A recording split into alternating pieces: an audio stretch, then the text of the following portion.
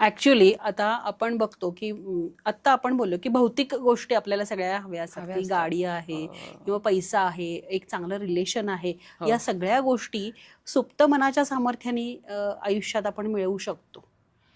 हो, मिळवू शकतो. आणि त्याच्यामध्ये एक महत्वाचा भाग आहे की स्वतःवर काम करणं. त्याच्या आधी तुम्हाला तुमची कर्म बंधनानुसार तुम्ही काहीतरी जन्म घेता इथे. म्हणजे मी 50 वेळेला लिहिलं की माझ्याकडे मर्सिडीज आली तर ती आली, एक्झॅक्टली असं नाही होणार. नाही होत. पण त्याची सुद्धा एक प्रक्रिया आहे, ती मुळात समजून घ्यायला हवी.